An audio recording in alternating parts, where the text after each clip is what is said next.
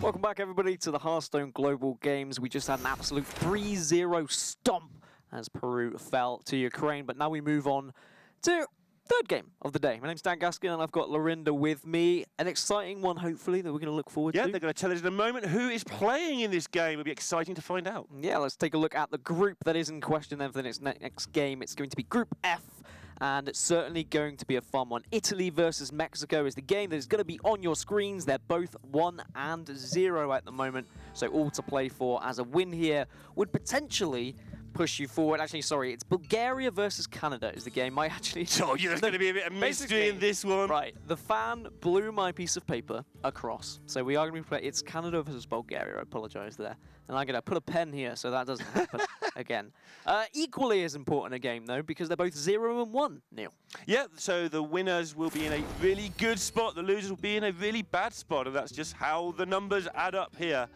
As we see those lineups there, Canada, an all-star lineup with Cydonia, APX Void, Hotform, and Purple, and Bulgaria. The team have been making a lot of friends, Dan. Yeah, and they topped their group as well, which is something that potentially people weren't expecting.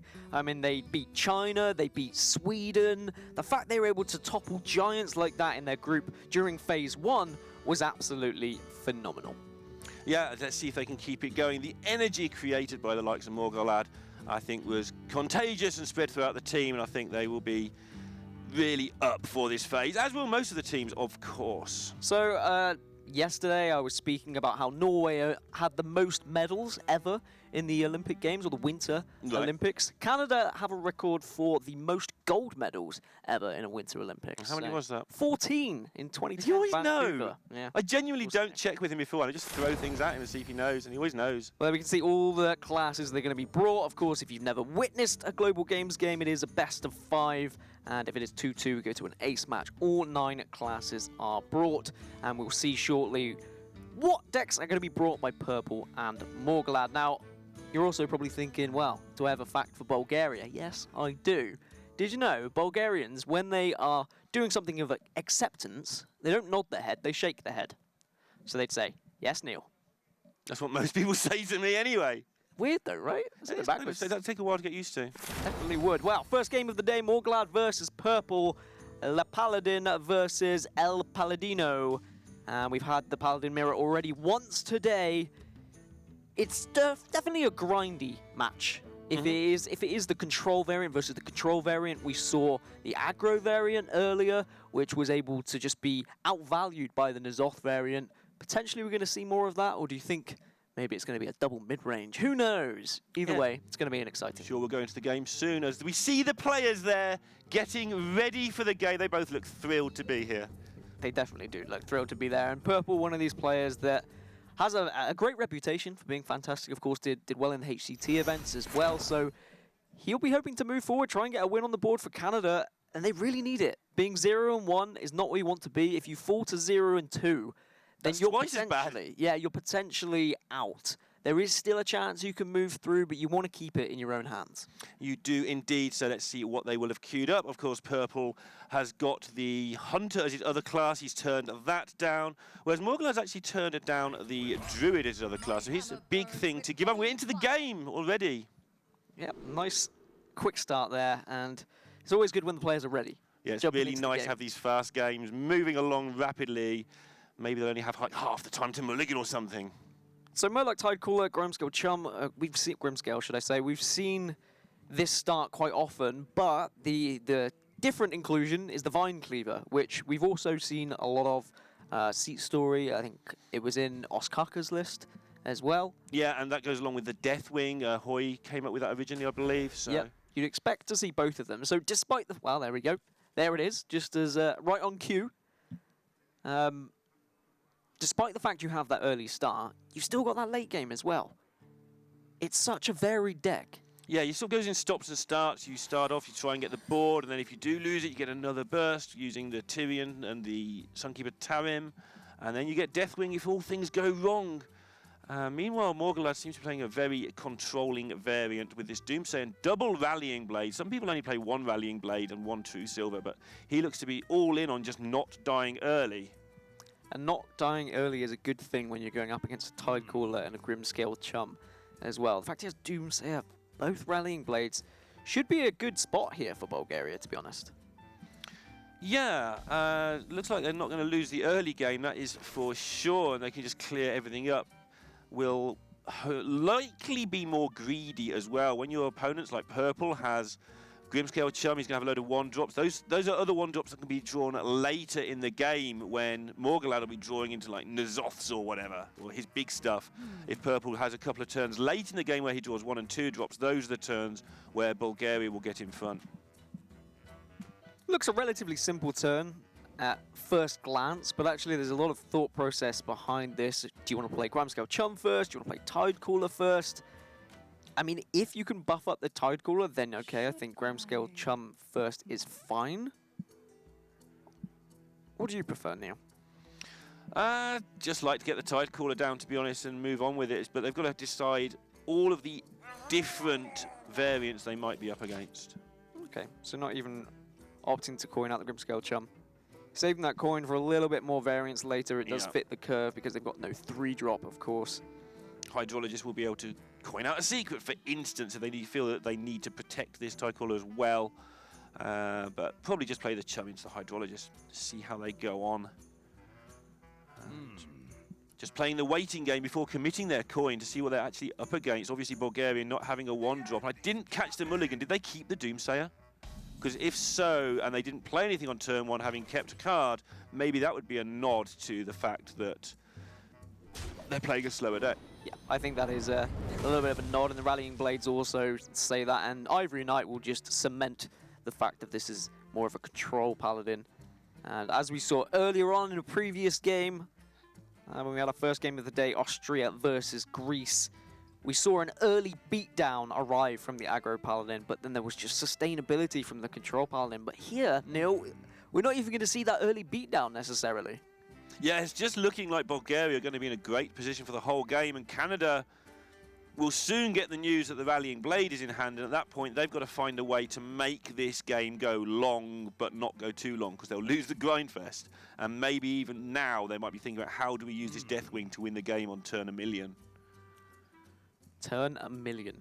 It's a long way off. It is a long way off, and Deathwing does have that potential to maybe swing something in their favor if both equalities have been used by that point. If there's no outdoor Peacekeeper, for example, there may be a time in the game where cards are getting thin, hands are getting a bit low, and then Deathwing can just be plopped onto the board, there's no answer for it, and then he can just hit for 12 a few times and win the game. Yeah, I mean, in theory that all sounds great, but getting the hand low is the tough bit, of course, in this matchup.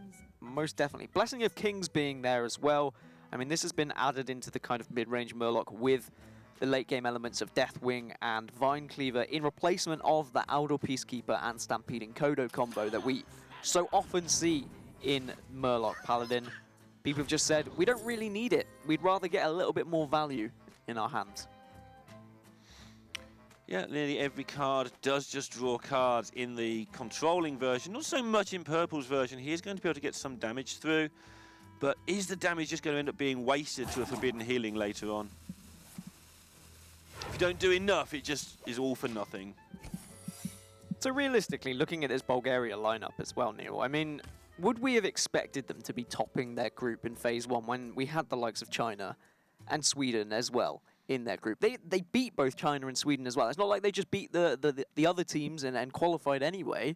I mean, is this a team that we need to be looking out for to go even further in the global games? Do you think we could potentially see them move on? Or do you think Canada is going to be that final roadblock to get in the way of them? Yeah, I mean, most of these players have played on the HCT at some point in various playoffs and preliminaries, so I think they're a team that we overlooked, and speaking to Morgalad several times, I think has cemented that view as well, that we just overlooked them, to be honest. Wouldn't quite have them as strong as, say, China, but I think it was absolutely fine that they won their group, and I think after 2 or 3 games we realised they were a big contender.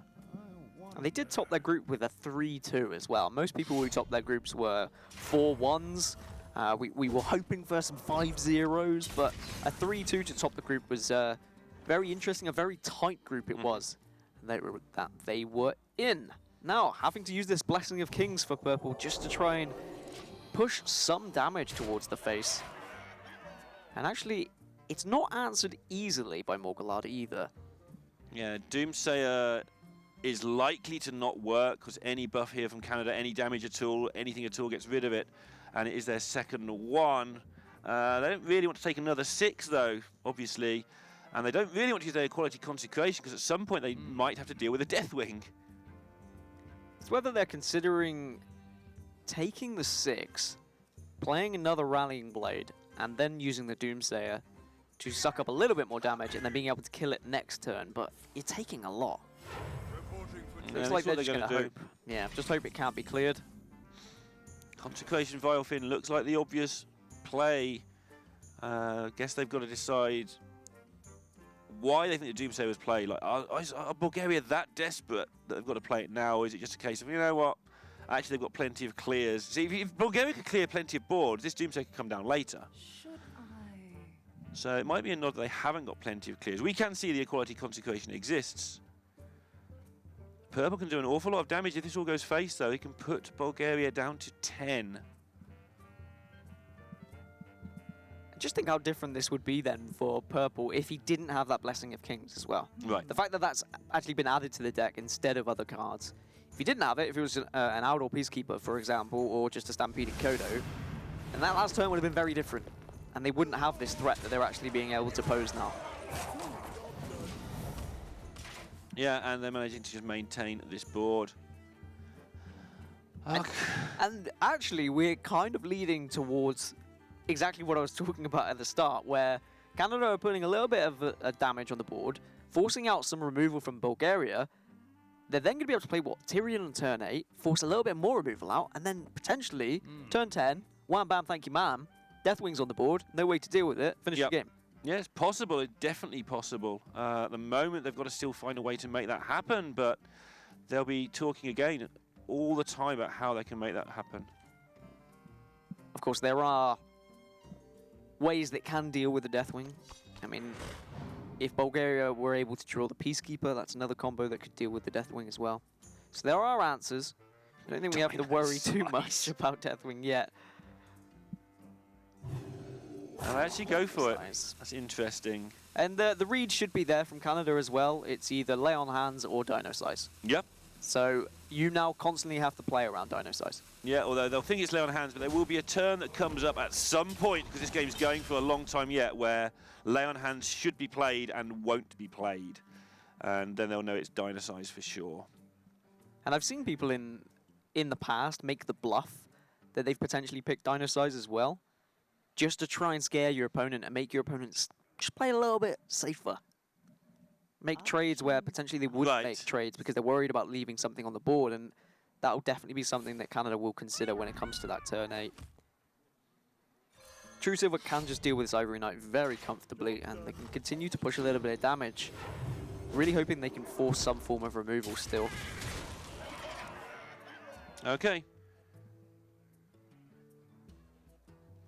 Well, Pyromancer quality's there when they want it, but when do you want it? I don't think there's any particular hurry. There aren't any nice-looking plays, though. That's the problem here. Want to get that Spike with Steed on something sooner rather than later. It's not happening this turn, so they need to decide if they want to get it on just a 1-1 recruit, or whether they actually want to get it on their Pyromancer. Can they afford to take even more damage, though? That's the thing. Yeah, I don't think they really want to take 11. That's a bit scary. Especially with your opponents. Yeah. Thing is, you're just getting rid of one minion. You're getting rid of one chum. One chum, yeah. Just a 2-1. A chum that's become a chump.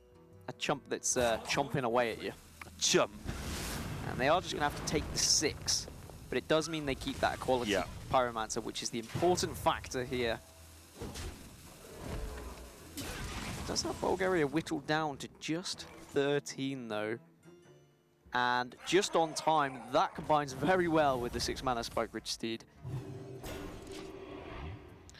Yeah, and the pressure just keeping on coming here from Canada, but Morgulad has been pretty sensible with his removal so far. Picking up that second equality is going to give him even more options going forward as well. Means he can afford to waste something, if you like. That's not quite the word I want to use, but means he can afford to burn an equality and save this Wild Pyromancer for later. Yeah, I know what you mean. It's not like waste. It's use in a place where you wouldn't really like to. However, it fits. Like an equality now and just trading with your face and then play the Stampeding Kodo is a thing you can do, but you do give up your Peacekeeper, oh my god, easy for me to say, Peacekeeper Kodo combo if you do that. And perhaps that's why we've seen the Peacekeeper Kodo combo being removed from a couple of these Paladin decks, because sometimes you don't get the value out of both being combined. It's a very specific combo, you're only running one of each as well.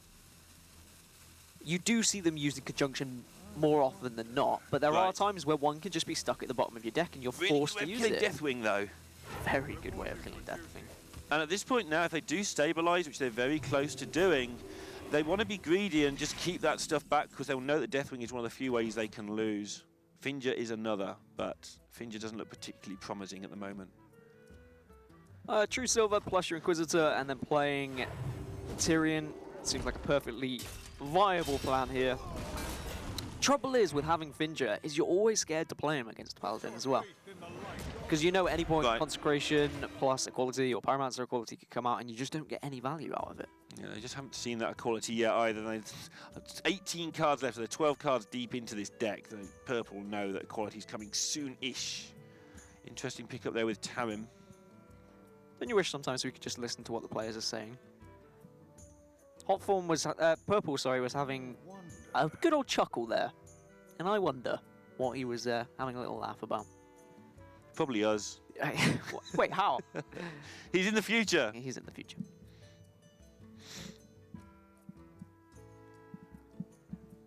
But yeah, it's interesting to listen to the players, and sometimes you get that chance.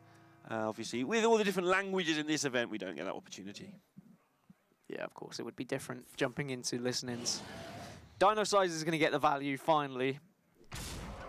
And that is going to pose a threat, which Purple does have to remove. But thankfully, still has the Divine Shield on his Tyrion. Of course, Bulgaria wouldn't want to put damage into the Tyrion and take another 6, taking themselves down to 7. Getting a little bit too low to have those options. Exactly. This is when you do exert the pressure that Canada's exerted, it is a thing that you can do, is to make your opponents play slightly less like value orientated they would like to. Yeah, for sure. And you're worried to play Finger here. As I was saying earlier, right? You haven't seen the Equality so far, and you know it's a possibility. Bulgaria need a way to deal with this Ashbringer, though. It's going to be 15 points of damage if they don't, and they're only on 13. Obviously, there's Tarim. Obviously, there's other cards coming off the top. There'll be healing. There'll be Ragnaros. Plenty of ways out for them, but at the moment, they're just staring down 15 damage from Ashbringer. Yeah, and the thing is, let's say Finger is played here. They then go Pyromancer into Equality to deal with it. Or they may even use Pyromancer into Equality just to deal with whatever board Canada put on. Right, and they're going to go all in here and set up Deathwing. Yeah, and that's the thing. You then, what? You play Tarim to stop the damage coming from the Ashbringer the next turn, and then Deathwing just comes out, and you can still push more damage, and suddenly your opponent's down to, what, just 3? That's a lot. I mean, there's more taunt coming off the top here. But yeah, they're going to be pushed here. They could have an accident with this Deathwing for sure. Well, now you can go Equality into Primordial Drake, and you say, okay, whatever. You can have your Ashbringer. Yep. Then Deathwing is played, and then they just say, whatever, we've got Pyromancer Equality. Yep, that works. That does indeed work, and then they could just put a stabilize. Yeah, Pyromancer Equality, and then Tarim in the way as well. This looks like what they're going to go with. Stabilize quite well for Bulgaria, actually. That Primordial Drake was a very handy addition to the hand. Handy addition to the hand. Handy hand. Oh, never mind though, Curator's just going to get more stuff. It's one of the few cards they could have picked up that would have made them not play the Deathwing. Is it going to... Are they going to, though? I feel like I've just seen I've seen one Equality. Right. Although we have seen that one card in the top left just stay there the whole time. The other thing that's really irritating for Canada is that Bulgaria on 13, not 12. Because 2 hits with that Ashbringer into the 4-8, hit you for 12, job's a good one. But hit you for 5 more as well as 7. I think this is just too good to pass up as the Curator sequence of events. I think Deathwing is all in. And if you're punished by an Equality, you probably just lose. The discussion Purple will be having here is can we generate enough from this Curator to force a second clear? If we can, we should do that, because you only got one Curator in your deck. That's how legendaries work. Can we use it to our advantage? If we can't, then we might as well throw it away and just go all in on Deathwing. But they feel that they can. And yeah, looking at this, the way the Murlocs are setting with a Megasaur, it does look like they can get one more good board generated. Yep, I like it. It's not as all in as Deathwing, of course, but it's the safer play. It makes a lot of sense. I feel like if you're risking Deathwing, then you are putting yourself in a situation of, if they have enough equality, you just lose the game. This way they're saying, we still have that potential out a little bit later of Deathwing. We don't need to rush. A second Tarim possible for Bulgaria. Okay. Yeah, they go for that option. It's just clears after clears in this lineup now. The Deathwing is just going to be completely useless against all these Tarims, of course. But if a Tarim does come down, then Canada may be putting themselves in a situation again of, well, actually, we could Deathwing and put them down to potentially 5. That's if we see the trade with the Rallying Blade from the Sunkeeper Tarim to keep as much on the board. The life total from Bulgaria is what's made everything a little bit more awkward for all of their decisions. There was a lot of times they could have used their weapon. Yeah, and it's down to 9 now, like you were saying. Finally getting use out of that weapon. They've had to hold off on several things like Tyrion's Divine Shield because of their health total being so low. And they'll join some healing at some point. Every turn we just think, well, we just need Forbidden Healing and we win this game. We've got through the tough part of the game. We've got the Tarims to keep things under control. Should be all right. Deathwing will definitely be in the mind again. The fact you can put them down to just 4 and say, well, if you don't have an answer, we just whack you with Deathwing. If you do have an answer, what's the likelihood of you having an answer plus a taunt? Yeah. However, he has just seen the Stonehill Defender be played, so you're naturally going to be thinking there could be a Tyrion. There could be a Tarim, but even if there's not, there's still something that we're going to have to get through if they clear the Deathwing. I do think it might be time to Deathwing. It doesn't look like it should be, but it depends how many people Canada have got counting the cards as well. That equality has been in hand a long time. That Pyromancer, not so much. It's been there a while. I don't think you do Deathwing now. I think you build a board again with Murlocs, you Megasaur as well, and then you just don't attack. You keep the potential 10 damage coming from your hand. Right. And the Living Spores is interesting here because they don't need much. I guess they're thinking that the damage from hand is just too telegraphed if they do it. But they're just setting up board after board. Kodo's been used, so Peacekeeper not as good as you would expect. Still pretty good on Deathwing. Turns into a 112. Doesn't really do much as a 112.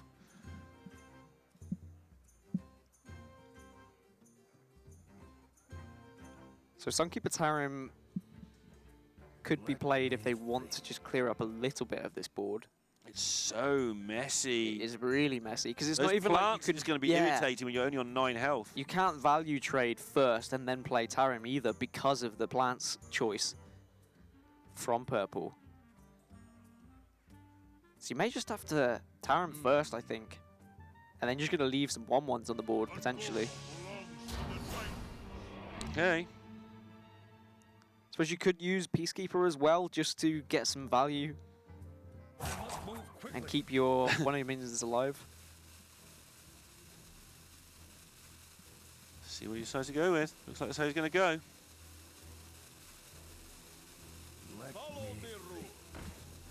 Okay. Yeah, that's what they go with. And they're actually taking their own damage now to try and get the initiative back in their favour. Vine Cleaver. As you said at the start, this is going to be a really grindy game. As we said at the start as well, Deathwing is the key to this entire game. All Morgulad needs to do is pick up healing at any point, and they must know that. Canada realise that this healing must be coming soon. And the thing with the Deathwing now, with the plants, you do get a bit more of a board than previously, and given that you have to chuck your hand away, this is about as good as it's going to get. You always have to chuck away the card you just drew, so this might be their time. Yeah, unfortunately, the fact there's still another Tarim there. Yeah, the fact that really 2 and 6 adds up to 10, and that's how much mana they've got, is really handy right now. So Bulgaria will just be able to clear Deathwing, put a 3/7 taunt in the way, and then regardless of what purple draws, he's not going to be able to push that extra 4 damage to the face. The Vine Cleaver, of course, just gets destroyed by Deathwing anyway. Yeah, it's not a coincidence that these are the 3 cards left in hand here for Bulgaria. This is the eventuality they've been planning for. Purple has no idea what to do. Does have to just choose Deathwing here, and it is the new animation as well. It does look glorious in all of its beauty. But now Pyromancer into equality into Tarim. He's going to put Bulgaria in a decent spot. They then have a follow-up of Tyrion afterwards. Yeah. And then where do you go from here if you're purple? If you're bottom right, that's where you go. You've got to hang in there. They're on 4.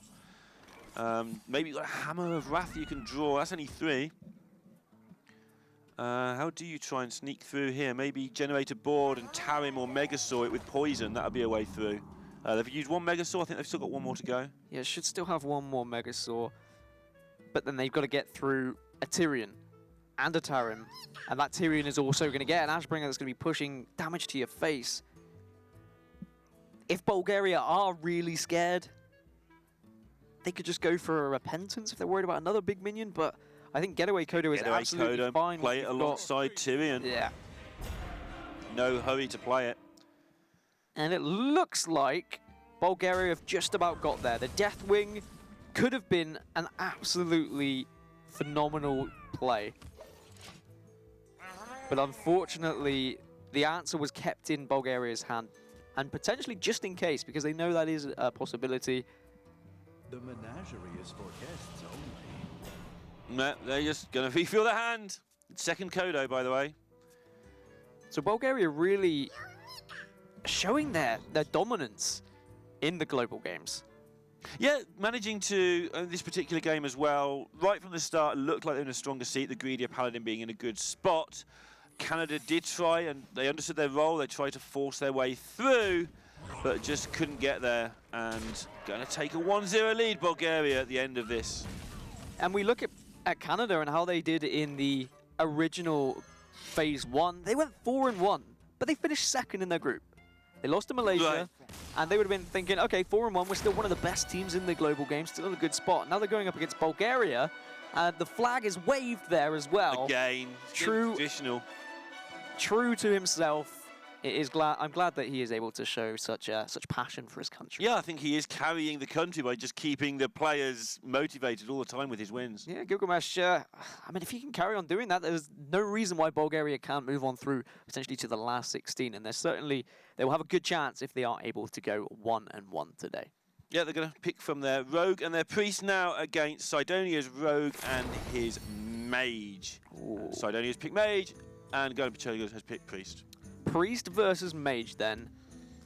An interesting matchup that we're starting to see quite a lot now happening, because Priest seems to be becoming more and more popular as we go on. It was down there as like, what, the 7th favourite class? Is, do you still think it's there? Yeah, I do still think it is.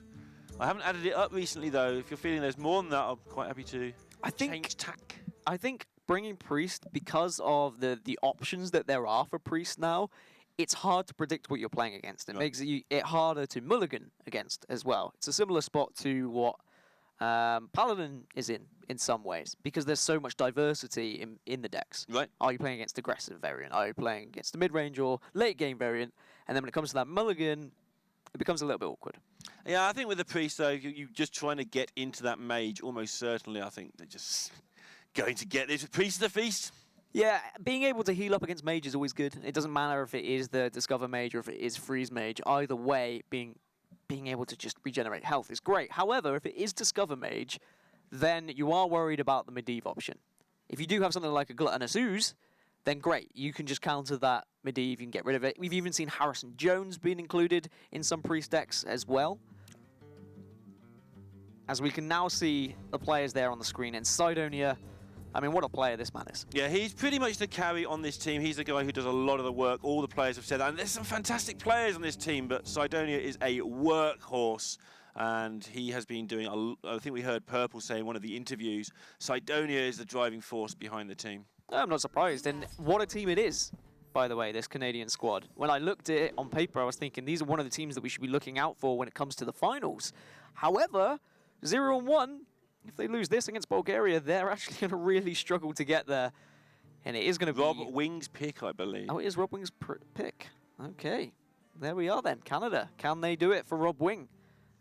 Russia weren't able to do it for Sottle. Norway Shame. also struggling for me. Yeah, that's also a shame. Italy going strong for Dan, though. Yeah, but he picked those after they were like 7-0 or something. No, So. he didn't. He's from the start. He's an Italian man. Of course, yeah. I think we all became something different after week 1. Well, that's a binding heel. That's always a nice addition, and that's going to help in this matchup as well, being able to put yourself back up to a decent life total. All right, so Cydonia playing, obviously, here some variant of Gunther Mage with that Meteor. Clearly giving that away. As I've said a few times, Meteor's actually okay in your mulligan, but you still don't see people keep it very often. And yeah, there it goes. Interesting. When you see these percentages, it's usually because of specific situations. And Priest with double Pyromancer Circle, looking like it's going to be potentially Light Wardens in there. Light Wardens, Divine Spirits. Yeah. All the joyous goodness to beat down your opponent. Volcanic Potions, that's usually a tech-in, of course, against aggro, but it's kind of become the norm now. At least one in there. Yeah, you see 2 from time to time now. Especially in tournaments, like recent tournaments, we've seen double Volcanic Potion runs, just because if anyone does bring that aggressive lineup, you can just counter it so well with Volcanic Potion. And I wonder whether Cydonia will be tempted just to play a Tempo Medivh's Valet here. Yeah, he might well be. The glyph is what he's going to go for, but you don't have much information for the glyph right now. You don't even know what sort of priest you're up against until the next turn. So, interesting he's going to go for that. Any card would be great. Yeah, I mean, he hasn't got any cards at all on the glyph. Just a blank screen. Potentially the worst glyph I've ever seen, Lorinda. Just glyph into nothing. Glyph just into 2 mana nothing. pass. Yeah. 2 mana, throw away your card. What to do? I don't know. What do you do, Jaina, in this situation? Oh, generally you just submit a bug report. Move on with your life. So, of course, we will get that one fixed. It looks like there is just a little bit of an error, and hopefully when Cydonia makes the pick, we'll be able to see which card it is. But you're completely right, Neil. Looks like he can't see it either. You're completely right. It is a situation where you don't know what you're playing against yet, so it makes it harder from the glyph. It makes it harder to decide what you should be picking. Right. Because do you just take damage? Are you just going for something a little bit more? It does look like damage is the choice. And Pyroblast, a second Pyroblast, 8 mana Pyroblast, which is just filth. That's thinking a long way ahead into the Alexstrasza turns. Expecting the Priest not to be able to put on much pressure, and then just catch by surprise much later on with 20 to the face over the course of 2 turns. So Radiant Elemental off the top is tempting just to play. I mean, you have just seen the glyph, so you're always worried about an extra Frostbolt anyway. A Frostbolt that they don't mind just throwing away. But even if there's a normal Frostbolt in the hand for Cydonia, usually you're going to use it on a Radiant Elemental, because if you let those things live, it can get quite ugly. But Bulgaria will want to get something on the board, especially with Talon Priest as a follow-up, just in case there is no removal. Yeah, it's not safe as a 2-6, that's the trouble, unless you can get it even bigger. So, well, they can make it a 2-6 this turn with a Divine Favour and then buff it with the Talon Priest before it gets fireballed, if they want to go down that route. But then if you do eat a Meteor later on, or you eat a Polymorph, that's kind of the end of things. And Volcanic Potion will actually deal with this Pyromancer very effectively. Whereas if they had gone for the Radiant Elemental, it would have been more awkward for Canada to deal with. However, keeping that Radiant Elemental for reduced spells is very important. If, for example, a Lyra comes out a little bit later, being able to just generate tons of value. And you were talking about making it a 2-6 and then putting a Talon Priest on.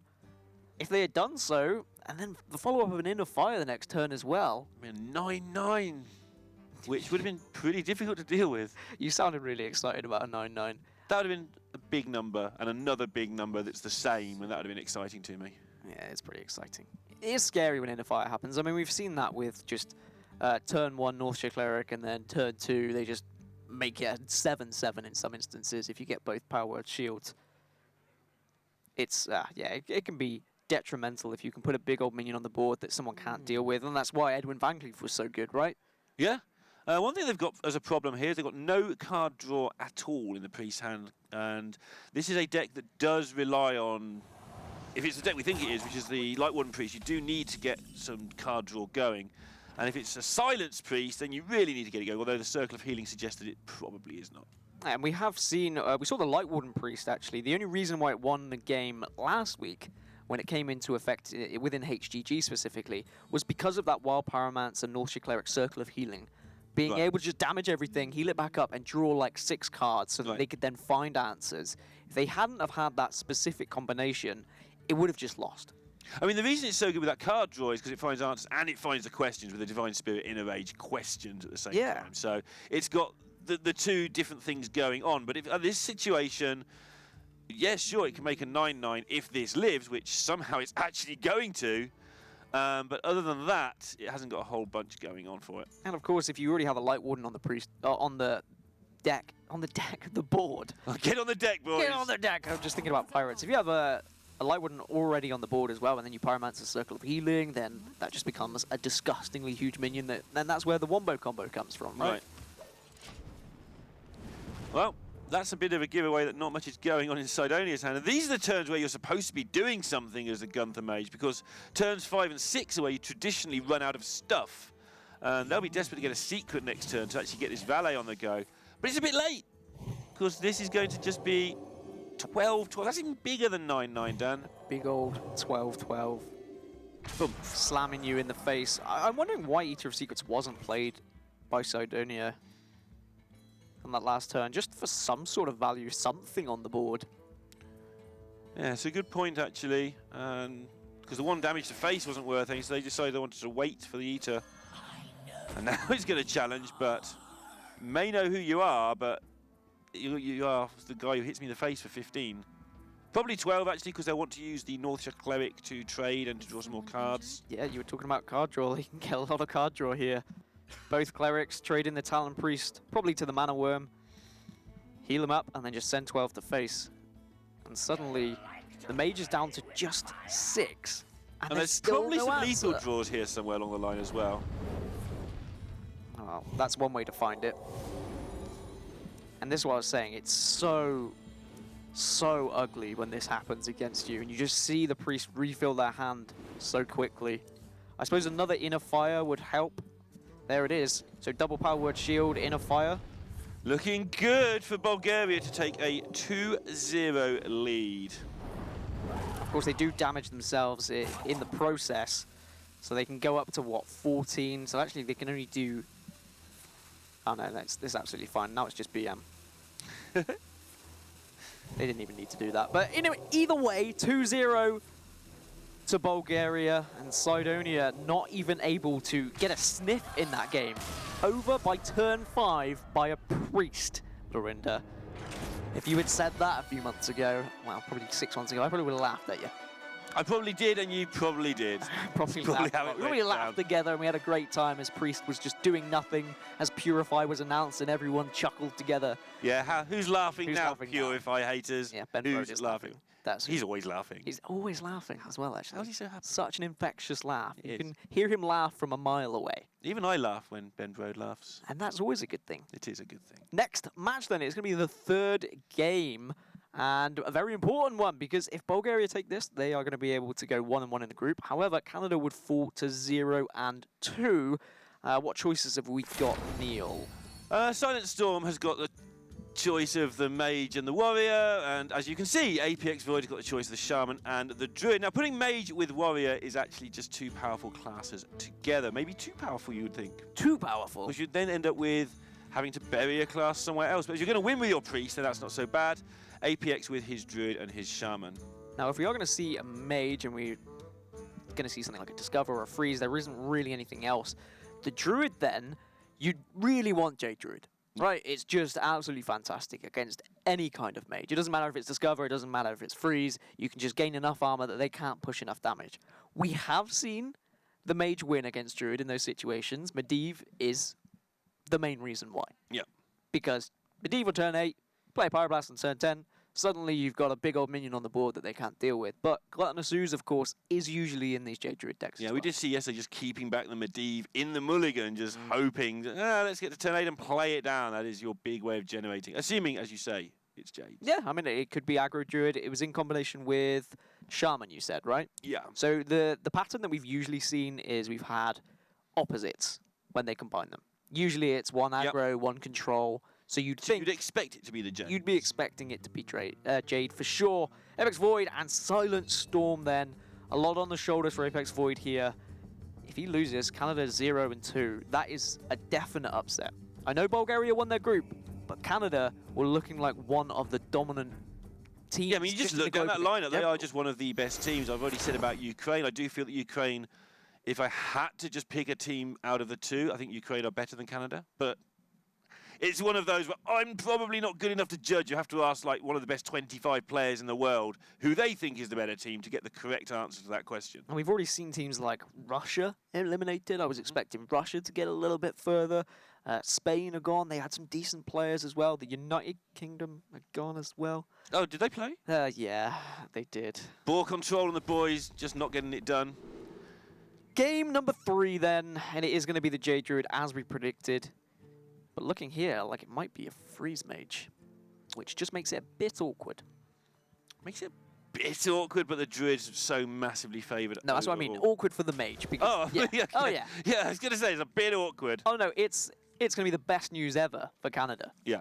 Yeah, this is definitely really difficult. The only way you can really try and win it is to get either some crazy early victory before any of the 4 health gain, armor gain spells are drawn by Canada, or by getting Antonidas down and doing just chaining primordial glyphs into each other. Although there's a volcanic potion. Yeah, I got caught out with that. I've seen that in Freeze Mage a couple of times now. Well, we've seen, we certainly saw it yesterday actually, of like a mixture of Discover Mage and Freeze Mage. Yeah. Like a hybrid of the hybrid. Which is just a bit I don't know odd. what that is. That's a high hybrid. Yeah. But I'll cast your mind back to, what was it, week 3 of Phase 1. When we saw George C, famous Freeze Mage player, go up against a Druid who gained something like 38 to 40 armor. Right. And George C still had a 1 in 3 draw of getting a fireball to win the game. Is that the one where he misplayed? Oh my goodness. Oh no. No, he played perfectly. Okay, cool. And didn't get rewarded. Okay. Yeah, 1 in 3 to draw a fireball. Wow. If he had drawn that fireball, then he would have taken a Druid down that had 38 extra armor, which is just nuts. But that's one of the finest Freeze Mage players. So how did he just manage to set it so that the Antonidas wasn't dealt with for a long time? He was just able to generate so much extra burn. And he did play it very well to make sure he saved every inch of burn. Every ping was going towards face. There was no pings going towards minions. Right. Every little one in speck 3 of chance damage. right down at the end. 3 cards left. He had to draw the right one, I believe. Yep. And it just didn't work out for him. But got into that situation. Here we see that Mana Worm, though. Is this going to be some hybrid version of it by the look of It's things? just probably, what, Discover Mage with a Doomsayer in then? I mean, I've seen That happens a lot, yeah. Yeah. We saw that quite a lot. Just naturally, when I see Doomsayer, I would automatically lean to Freeze Mage, of course, but... Yeah, a lot of the time you only play one Doomsayer if you go that way as well, Yeah. which is really strange, but it just acts like a third Volcanic Potion. The important factor is if Bulgaria can have a Medivh in the deck. If they have a Medivh in the deck, then they're in an alright position for maybe taking this game. Can I avoid that anymore? An alright position for maybe, possibly, potentially, getting close. It is, after all, a Thursday. Or is it a Wednesday? It's actually a one of Wednesday. those. Yeah, they're in trouble then. Just about a Wednesday. Okay, so just going through the early exchanges here. Just getting rid of the early pressure is always good as well as the Druid, because that's one way you lose. Yep. If you don't have any answers to a Mana Worm that just suddenly turns into a like. But 7/3, coin into 6-drop next turn as well. Now they've done that, it's just going to be so powerful for them. Yeah, it's going to be really nice. And then that's when it becomes the situation for the Mage of, do we ignore what's on the board now? Do we have enough time to just start putting all our damage to face? They haven't got any ice blocks. That's the main worry. I'd be pretty tempted here to Mirror Entity into Medivh's Valley and just send 3 damage to Mirror face. Entity's pretty good against Druid, especially going into their turn where they're going to coin out something. You just hope they coin out Aya. But we're going to see it's going to be coined into Jade Behemoth most likely. It's also a random secret as well, so that coin is a little bit worrying. The Jade Spirit makes it makes it a little bit easier for Apex Void now. He may just play the Jade Spirit because it plays around both Counterspell and Mirror Entity a little bit better. Apex Void is the man who has played the most tempo mage in the whole world, so he's never going to make a mistake playing around a secret, you wouldn't think. If they hadn't have drawn the Jade Spirit, then this turn was a bit ugly.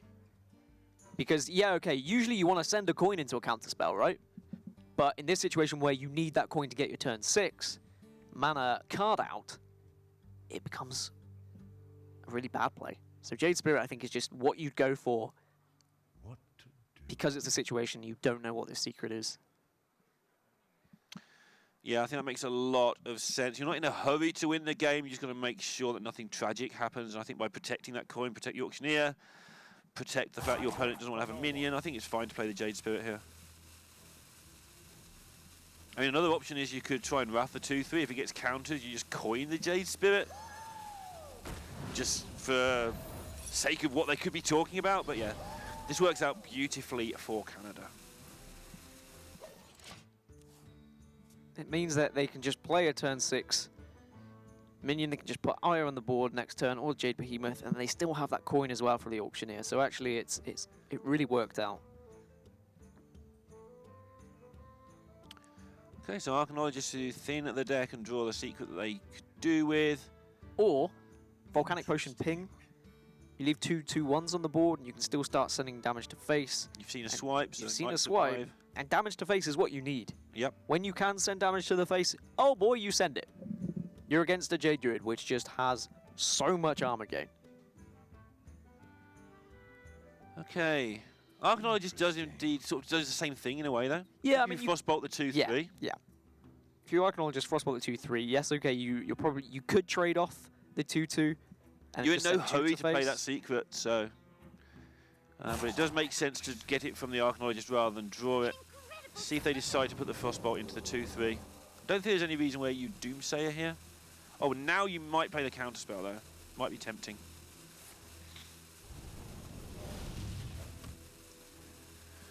I like this. I've got a Volcanic Potion. Have you?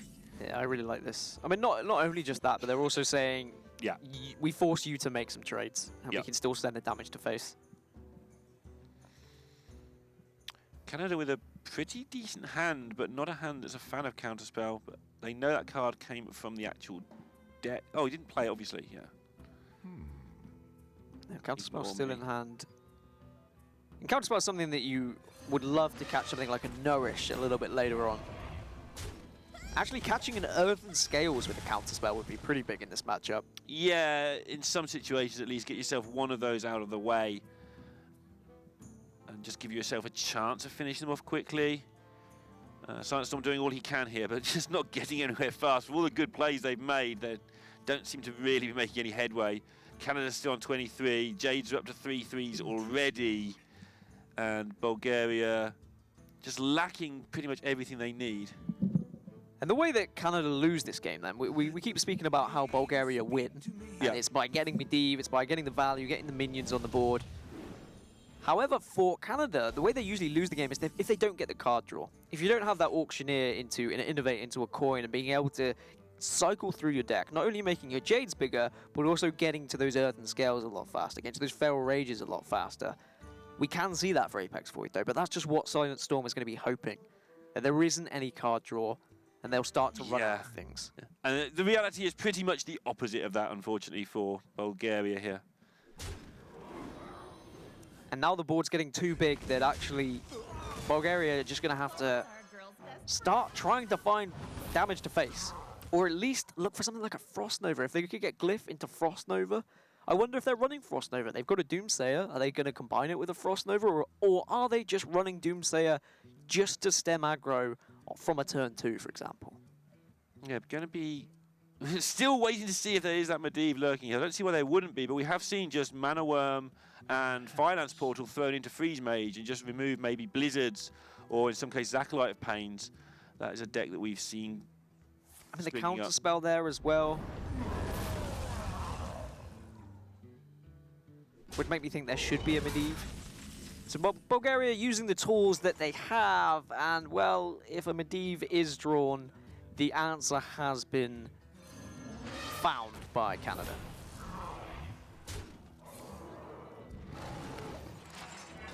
Yeah, now Canada just going to most likely steamroll their way through. They do just need to find that earthen scales. I mean, I think that just Ooze just wins it. Because that's really the only way that that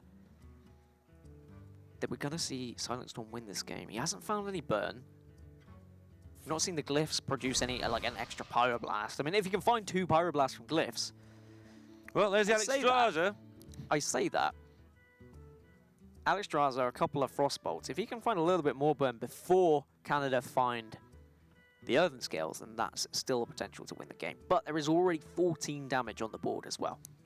Yeah, 14 damage on the board, so they are going to be able to get the damage done in 2 turns, plus they're going to be able to get through repeated blocks. And it's Bulgaria's job to try and work out how to stop that from happening. They know that they've got to assume there's no healing. If there is healing, they lose. That's kind of how it works out. If there's not any healing, then they've got to have some chance. So they've got to work as if there's no healing in this situation. And they are going to develop that Mana Worm, just get that extra point of damage onto the board. So I think you start cycling now with the Auctioneer, to be honest. Yeah, I think you do. I think you are going to look for that heal as quickly as you can. So you could Auctioneer into just Wrath, and you could coin afterwards if you wanted to.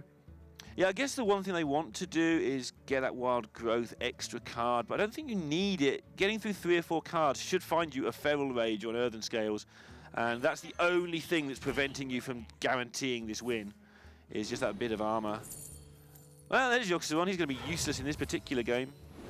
Yeah, you don't really need him. There's that Feral Rage as well, so that'll be a welcome addition to the hand of Canada. Yeah. Because if they do see Alexstrasza next turn, they'll be like, okay, well, whatever. You're just dead. Because you can't Alexstrasza here. You've got to Ice Block if you're Bulgaria. Putting the post down to 12 is allowing Bulgaria to get the extra card from the ping. They could have traded into this, but interestingly deciding the Mana Worm was the bigger of the threats. But because they couldn't get the Ice Block out before Alexstrasza was played, it just means that this is almost unwinnable now for Silent Storm. Because there's not going to be a possibility of getting Ice Block plus Alexstrasza at any point. Yeah, they have to find a way to freeze the board. And like I say, some variants of this, when they do play that Mana Worm and they do play that Firelands, they do sometimes drop Blizzard, which is a card they could do with right about now. But they freeze the board here and then what? They've just got an Ice Block that they can't play because they've already frozen. Unless they've got Frost Nova. Double Doomsayer there. No Frost Nova found. That was exactly what they would have needed here. Frost Nova into Ice Block, into then Alexstrasza, into then use damage that they have. Hope that there is no armor gain. But it looks like Canada are going to start worming their way back into this series. A very favourable matchup for Apex Void, of course. Yeah, it's just one of the harder matchups right now. And like you say, even when George C had that long game, he still only got into a 1 in 3 chance, even though he played a great game of Hearthstone that day. Yeah. And yeah, the beginning of the end, the procking of the block. Sounds like a Shakespeare book. I mean, even if Bulgaria were to draw a Frost Nova here, they Frost Nova, Doomsayer, Frostbolt to the face. I mean, if Apex Void wanted to, he could just play a Yogg and look for lethal as well.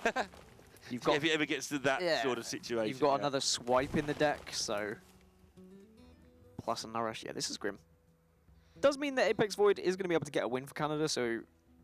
At least they're not going to fall 3-0 here, because if they had fallen 3-0, then their tiebreakers would have been very bad as well. Right. Not a situation you want to be in when you want to be that best third-place finisher. No, it's a very good point, actually. Every single game mattering, let alone every single match. In this exact format, 4 best place finishers from the 6 groups for third place will go through. So 1 win with any sort of tiebreaker at all, like a 0 game differential, should be pretty good. Should be. And that's where it's going to get interesting next week, that's for sure. Yeah, it really is. Hang on. Every match will have implications. I thought Silent Stormer had enough then. I thought he just left. I think he has had enough. He has had enough. He's come back in time to concede the game. And Canada get a point on the board. They go to 2 games to 1 down. 2 games to 1, so all still to play for. Hopefully, we're going to get to a Game 5. Always love Game 5s. It doesn't matter what the format is. Conquest, last hero standing, because that's when nerves come into play. Right. For sure. If you're down to that final game and you know what's on the line, plays do start to get a little bit more jagged, if I'm honest. Especially in larger tournaments when there's a lot of like money on the line, like finals, for example. So when we get to the global games finals and they become, oh my god, I just can't That'd even be really imagine. exciting, yeah. And Bulgaria, not like Peru earlier. Peru, I was sort of saying, have nothing to lose. They've already come further than you'd expect. Bulgaria will have expected to come this far. Even though we didn't pick them, I think as a team they've had plenty of HCT players. They would have expected to get this far. So pressure against a good team is actually going to be a thing for them. And there was nothing that I could have seen from the Bulgarian side there that could have been played any differently.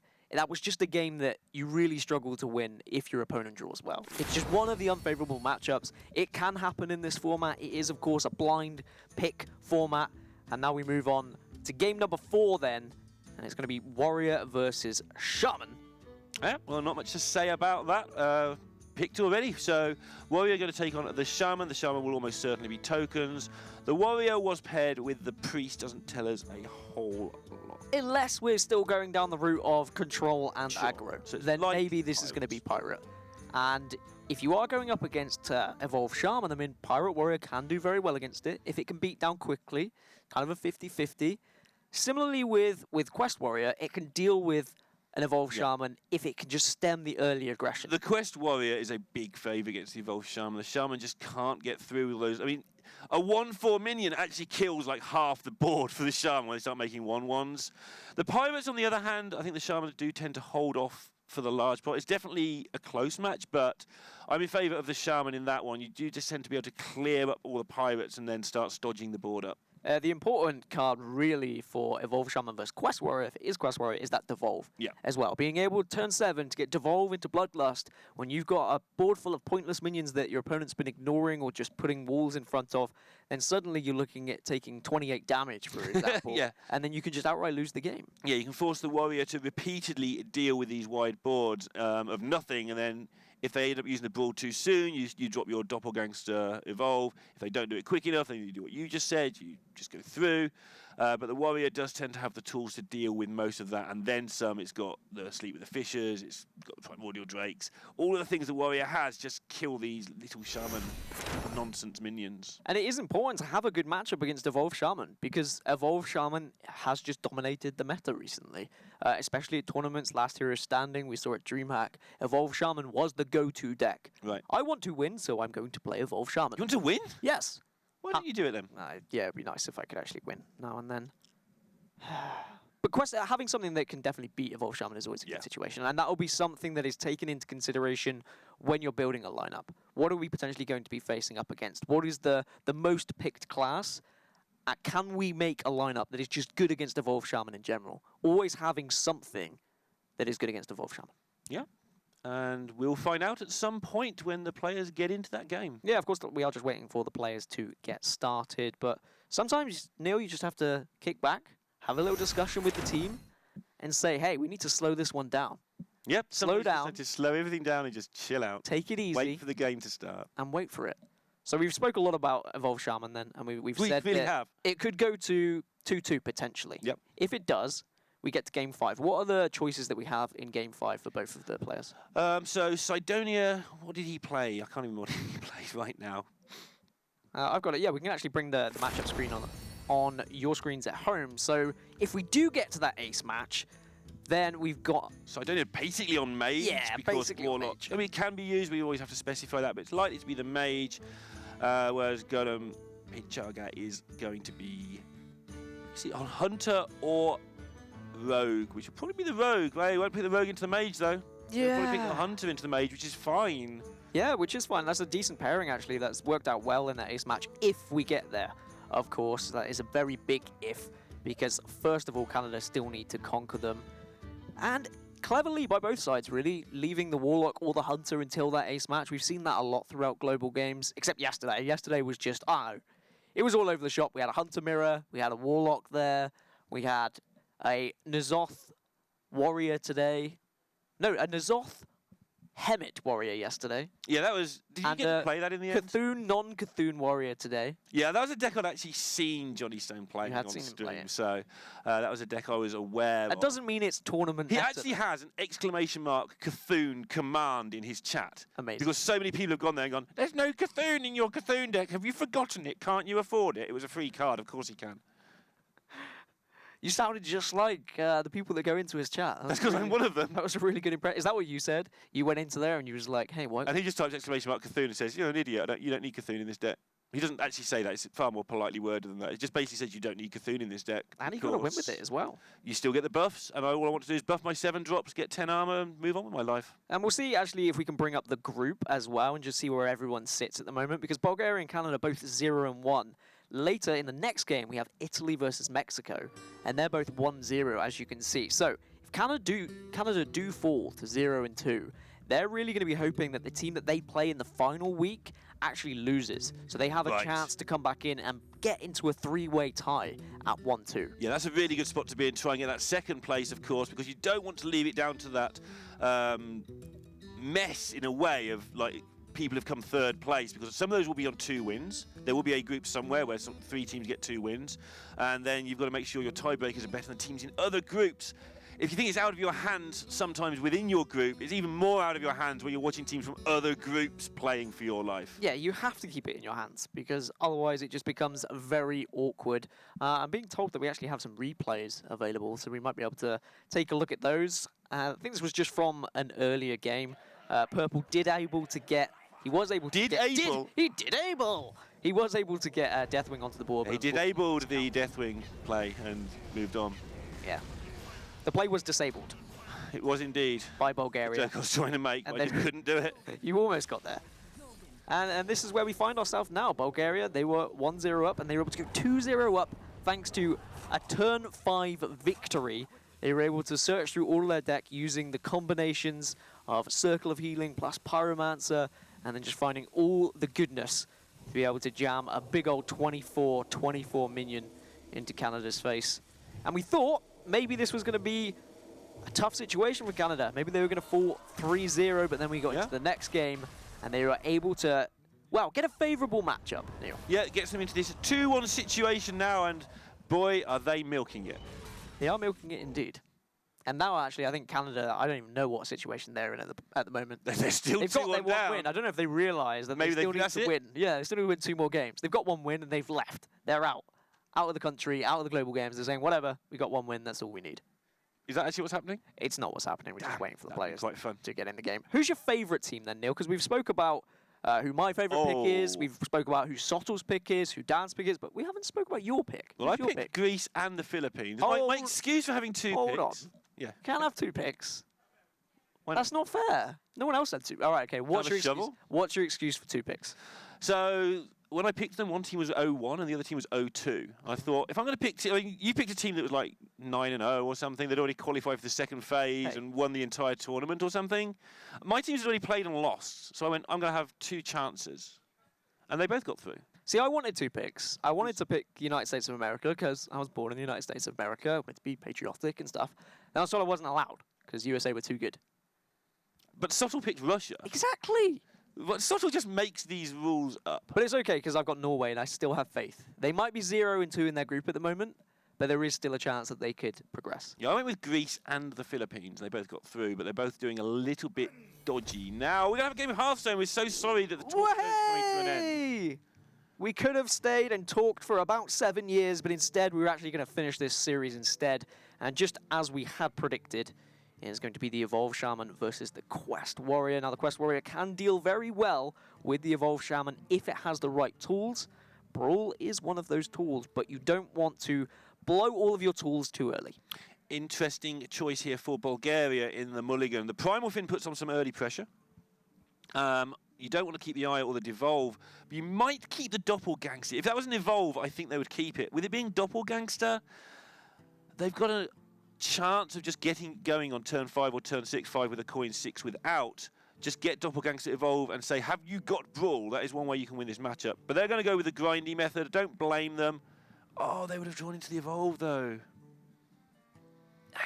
Like, I don't like keeping Doppel and Evolve, but I can understand the reasoning behind it. Right. If you get both, I think you keep them, by the way. You just go for it. You think? Yeah. If you draw them both in your opening hand, I think it's something you just go for. But they still don't know what they're playing against yet. This is... Oh, sorry. Yeah, that's a good point. Actually, no, you're right. I You're think right. if they know they're playing against Quest Warrior, then yeah. But the fact that it could be Pirate, I think that makes sense for why they've put Yeah, it that that way. makes a lot of sense. You're right. Now, this is a worry. If you're going against Quest Warrior, you don't want to coin out that totem, the Primal Fin totem, because of Fiery War Axe. You don't want to waste a coin on something that is just going to be blown away instantly. Yeah, and it's a difficult choice. You can't just coin hero power. Well, you can, but if you want to do that, if you've got Thing from below in hand. Have got now Doppelgangster Evolve, so that gives you a game plan going to turn 5. Well, they have a Doppelgangster Evolve unless Hotform takes the risk and plays Dirty Rat and potentially pulls that Doppelgangster. I have seen it happen before. It's brutal when it That would does. be so sad. Very brutal. However, there is always the option after it's pulled to just evolve just a 5-mana minion.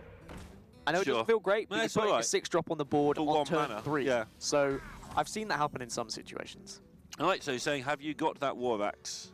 Going with that play earlier, we were talking about there's a lot of 3-drops in the deck. Well, there's some 3-drops in the deck, so War Axe comes out on 2 a lot. Didn't happen, and going to be rewarded here. What they could do with, though, is the Flame Tongue Totem. So many. Yeah, but I think they don't need it yet because they want to ignore this Tar Creeper. They don't want to be sending too much into the Tar Creeper. I think they'd be happy to just put a Stonehill Defender now and say, okay, you can have a 1/5 on the board for a little bit.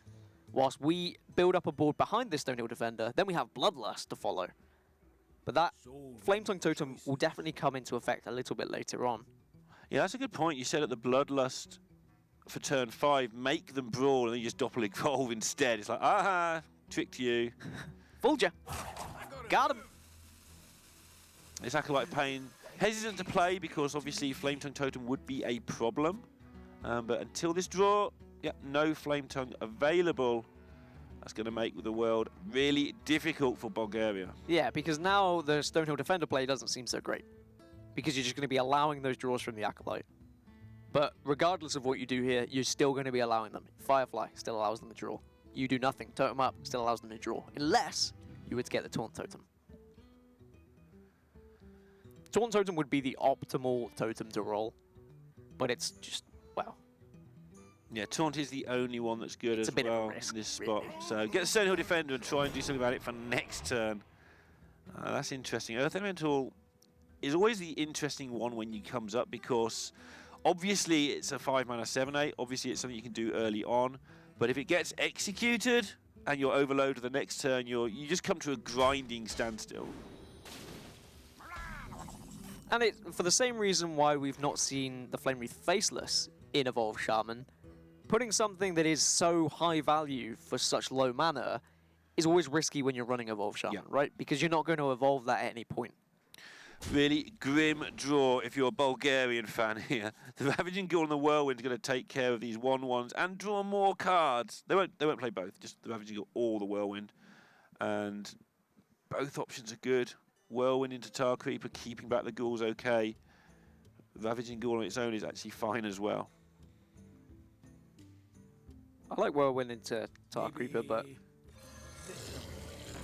yeah, I they're guess really close choice. saving the Whirlwind later in conjunction with Sleep with the Fishes in case you need a lower costing removal. Uh-huh. Yeah, that's definitely why they did that. All right. Going to try and go wide this turn, so they've got the Bloodlust turn. Next turn, if they can suck that Brawl out, then they can Doppelgangster Coin Evolve the turn after. And in an ideal world, your opponent doesn't have both Brawls in their hand. It's usually an ideal world, but it does happen quite often, actually. Both those Brawls turn up in the top 15. Yeah, it shouldn't happen that often, but it is annoying when it does. I mean, I guess we say it happens often because when you see it, you note it. When it doesn't happen, you don't note it as often, if you know what I mean. Exactly, yeah. That's always the what it effect is. you have with most Hearthstone situations. Except I do always draw patches in my opening hand. But this is the thing, right? When you do draw patches, you make a big deal out of it. But when you don't draw, you don't think about it. You don't count those times the patches system. Never happened. Okay. But yeah, I If know you say exactly so. what you know. Yeah. I know exactly what you mean. Yeah, you know what I'm getting at. Although patches does come out as that first card after mulliganing far too often. And here they are setting up that massive Bloodlust turn. But it's not going to work too well, I don't think, because of this whirlwind. It's just going to demolish the board. Yeah, you can Whirlwind and Bloodhoof Brave as well. And why wouldn't you Whirlwind? Because you can Whirlwind and then you can just clear off the Primal Fin Totem. Maybe. If you really wanted to, you could Bloodhoof Brave first so that you can have a 5/5 on the board rather than just a 2/6. Yeah, that's definitely a consideration. I don't think you do because of the deck you're up against, but it's definitely a thing you can do. It means you're more vulnerable to a Wrath of Air Totem into Jade Lightning. Yeah, and you just don't need to actually be doing any damage, so you might as well just have the 6 health, not the 5 health. Yep. The 2 actually kills nearly everything in the opposing deck. Yeah, you definitely don't need to be playing the aggressor, certainly at this point. So I think Whirlwind is the #1 priority. You just do that, and then you work out what you're going to do afterwards. Right. Maybe. Or maybe he's even considering not Whirlwinding. He is actually going to Ali Armorsmith. So the reason for not Whirlwinding is to keep it so you can combine it with Sleep with the Fishes later. Sure. How much damage is this Bloodlust through here? It's not play a patches huge first. amount. Play patches first, then coin out Bloodlust. So it's And you've got 20 80. total damage, 23 total damage. 7 of which has got to go through the Armorsmith in a fairly inefficient manner. It's going to be 2 bumps. Yeah, 2 bumps. You can use your Primal Fin if you wanted, but you ideally like to keep your Primal Fin alive, so it's probably Yeah. going to be bumps from 2 of the 1/1s if you're going to go down that route. Yeah, you probably have to trade into the Ghoul to keep your Primal Fin alive, like you just said, and then you haven't really got that much left over. But if you don't do it now, then you're just wasting damage. You're never going to get aboard this big again, most likely. And if you do, you're probably going to win.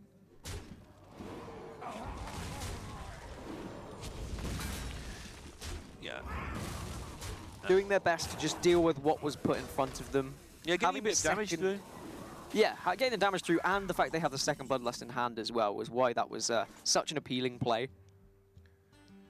And they're in a slightly better position they were going into that turn as well, with the Whirlwind not being so damaging now.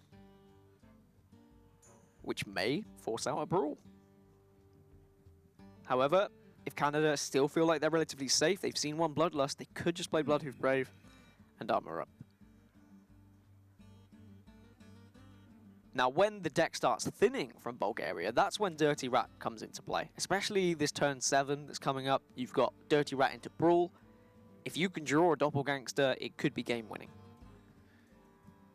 Yes, it definitely could. Just go as wide as you can. And also the Earth Elemental's now a menace as well, because dealing with small things and big things in one go usually requires usually requires an execute. I'll get the words right in a minute. And if Hotform decides not to try and remove this board, he does just put a Bloodhoof Brave in the way, then we might see that Earth Elemental actually come into play here to try and bring out that Brawl. Or, if Bulgaria really want to, they could Doppelgangster Evolve now. I don't like it, but it is an option. Yeah, if they feel that the turn where their stuff didn't get brawled was a turn where they would have brawled, then they might go for it. They may just have that read that there isn't one there, but Aya puts so much threat down without actually having to take the risk.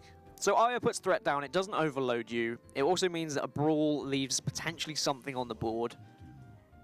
And not overloading is the important factor. Yes, okay, they could play Earth Elemental and really lure out that Brawl, but it does mean the following turn they're not going to be able to Doppelgangster Evolve afterwards. Right. Nothing else really makes sense, but it's such a clunky turn to just play Io and pass. But it does fill up the board. It just gives you 7 minions. Sets up a potential lethal opportunity. So I think they go for it. They realise this is going to be an easy enough board to deal with. Little time.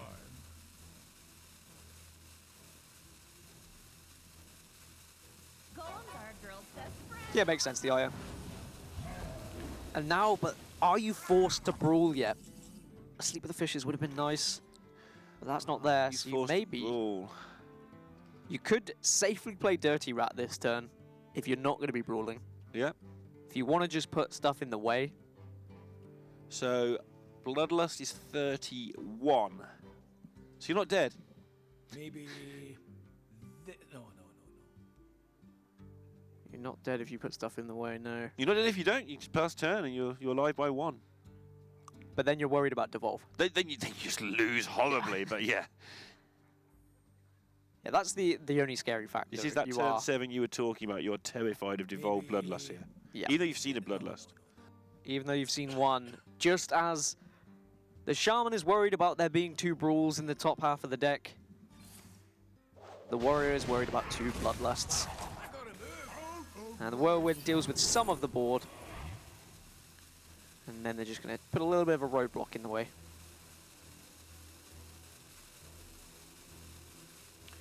Yep. Just getting rid of enough stuff. Finally clearing out that Primal Fin that's been sat there for 5 turns. That would be a relief they finally managed to get rid of that, because that's just an ongoing threat, and all of a sudden the board just looks like the Warriors getting control. Long way to go yet, though. Doppelgangster Evolve can still just turn this game on its head if it's played after a brawl, except it'll get brawled. I mean, the fact why Hotform will be relatively comfortable here is because he still has such a good hand. He's still got the Curator to fill it up. He still has Primordial Drake to work with as well. It's not like his hand is thinning out. He will be slightly concerned that it's also the same situation for his opponent. But after this turn, Bulgaria are going to be a little bit of short of options to follow. Yeah. It's going to be a situation of, well, I can either Earth Elemental or I can Doppelgangster Evolve. Because you don't want to commit too much here if you're Bulgaria. You don't want to be... I think you want to Earth Elemental on 8, so Yeah. on 9 you've still got 6 mana available. So I think you don't Earth Elemental this turn. So I think you probably... you don't really want to play that thing from below. I know, this turn's just awkward as anything. Oh, they're actually going to pull the trigger now and say, we want a 7-drop from this Aya. And that's a bad roll for a 7-drop. Cairn Bloodhoof, however, is fantastic for them. Yeah, Works out really well with a Brawl. good spot. But And it's now the still only option- representing a small amount of damage. Yeah, the option for Canada to Dirty Rat into Brawl here. In case there is another Doppelgangster in the hand, they may go for that play. And if they do, there's a chance that they could bring out something very big. Although, if you do go for a Dirty Rat into Brawl, and let's say you bring out the Earth Elemental, it then survives, suddenly there's a 7-8 and a 4-5 still on the board. Sure, no execute in hand at this time. You don't really want to brawl 2 minion board. And of course, as always, Yeah. play perfectly, get rewarded, and draw the worst minion. All right. So it's going to be the Cairn left and one other, most likely. But if it is one of these 6-drops, then Bulgaria will still be relatively happy. Okay, that's a good result for Bulgaria. Still 8 damage that they can push. I mean, if they want to use the Bloodlust as well, they can push even more. Jade Claws combined. Jade Claws is quite nice here. Means they don't have to commit to the Earth Elemental if they don't want to. They may just feel they want to go all in after that brawl. There's 14 cards been drawn by their opponent, nearly that 15 you were referring to. Yeah, again, you don't want to overcommit here. Yeah. You could even just... I mean, Jade Claws is a little bit of a risk, because then you're putting a 1 worse minion on. I like this, though, because you're saying, well, okay, if they do have another brawl, then something good is still going to survive. Maybe. Yeah, it should do. It should do. And as we can see, there's no real way of clearing that lot up unless you want to fireworks sleep with the fishes, which you don't. You may be forced to brawl again. And you don't want to see that. No, you brawl here, and then best case scenario for yourself is you leave a 4-5 on the board. You can't actually follow up with anything. Yeah, you can literally just go Warak, sleep with the fishes, but you don't want to do that. It's just going to be grim. Bulgaria, who will then be able to follow up with the thing, the Jade Claws, and the Hero Power. That'd be in a good spot. Although, actually, I mean, Maybe. brawl into Fireworks into Sleep with the Fishes is great if the 4-5 survives, though. But I don't think it's great at all. survives, Yeah, I think it's just awful, to be honest. okay, it's your best case scenario. 7-8 would be massive for Bulgaria, and there it is. It really is a good position for them now because there's no good way of clearing this and no execute in hand, and they're just going to get the licenses go all in next turn, knowing now that both have gone. There's Primordial Drake Sleep with the Fishes to deal with some of it, but it's not to deal with a lot of it. they've seen both brawls now, so they can go as wide as they like and not be worried about... Because Sleep with the Fishes plus Whirlwind effects, whatever, that's not going to get rid of this big old guy that's just sat on the board. No, 7-8 is indeed a big old guy. And you've got Bloodlust in hand, so I think you just go as wide as possible.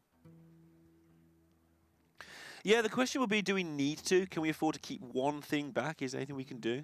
But I mean, you could keep the Jade Claws back if you wanted. that can face right now with no taunt in the way, though. It's true. Alternatively, you can totem and think from below. Maybe keep the thing from below back. It's 5 damage. Ah, they're going to go all in. I don't blame them. I mean, you've not seen an execute, There's little time. so you may be worried about one, but you're like, well, okay, they can execute one of these big minions, but then how do they also get rid of my 0-3 Primal Fin totem? Hotform down to just 13 now. Yeah, it might be enough, though. Primal Fin, Sleep the Fish is going to do a good chunk of that. Yeah, Sorry, Primordial. Yeah, Primordial Drake. Primal Fin's just catching my eye there. Sleep with the Fishes will still leave, of course, the Earth Elemental on the board. But it's an Earth Elemental that still has to get through the Primordial Drake. Yeah. Then there's the devolve question. Do you want to eat 7 in the face just to get rid of it? I'm not so sure you do. You don't, because then you lose to Wrath of Air Totem and Jade Lightning. So I think you're right. Keeping back the thing from below probably would have worked out a little bit better, but actually, Hotform is going to take the 7. Oh, he's down to 6. Well, he's down to 7 for some reason. Down to 5 for some reason. So he is actually safe. So that makes a lot of sense. Well, it wouldn't be safe from double Jade Lightning. Double Jade Lightning would indeed be good. Don't think Bulgaria get through this now, though. It's going to be really difficult for them. I think they draw Doppelgang so they get through it. That's about it, though. Doppelgangster would be good. And they've probably got 2 or 3 turns to draw the Doppelgangster as well, to be fair. They've also got potential to draw into Jade Lightning after Jade Lightning, and then they have a roll for Wrath of Air into double Jade Lightning. That's a way they could win this game, because in that time, Sure. Hotform can only get up to 10 armor if no armor gain is drawn. Curator should give Hotform a whole bunch of cards that will make a big difference when you get there, of course. But Bulgaria still have an outside squeak at it. There's little time. Yeah, there are still a couple of options there. Trying to work out if they're genuinely thinking about this evolve. It doesn't seem to make any sense to me. I think you wait at least 1 or 2 turns before having to make that happen. Oh my goodness. Hello. If there is armor gain in Canada's deck as well, then the Harrison Jones is going to be fantastic for them. Yeah, I think you just use it anyway, because you want to get rid of this 2 potential damage coming through a devolved taunt. It does mean you've then got to decide whether you want to play the Booty Bay or whether you want to just armor up and play Stonehill. I think you want to armor up and play Stonehill. I think you armor up because you know die. that you know that double Jade Lightning is a possibility, Yeah. Out of my jungle. or at least that is something they should be considering. Now the game is about to start to turn, as we all know. I mean, is it? Like, Sulfuras is just pointless at this point. They don't really need it. They just need to armor up every turn and get out Yep. of range of any crazy shenanigans. Patches has gone, so there's no burst damage that way for Bulgaria.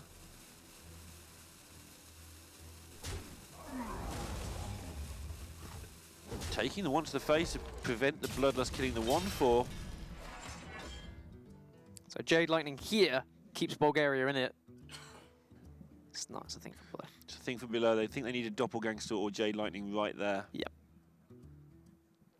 Don't think we'll see them bottom right it yet, though. I think that you've got to play on and try and draw that Doppelgangster. You might get some pretty good rolls off that. Yeah, and you hope that your opponent might make a decision to suddenly, I don't know, play Sulfuras and just try and finish the game and hope that they're Right. not going to gain any armor.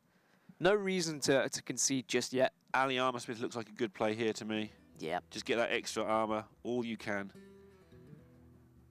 I don't feel you need to Sulfuras. I feel you need to definitely not Sulfuras. Yeah, you just pretend that card's not in your hand. Gadgets and steel.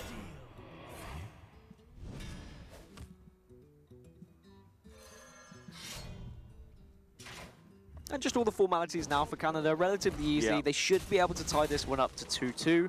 We gave the outs, the possibles for Bulgaria.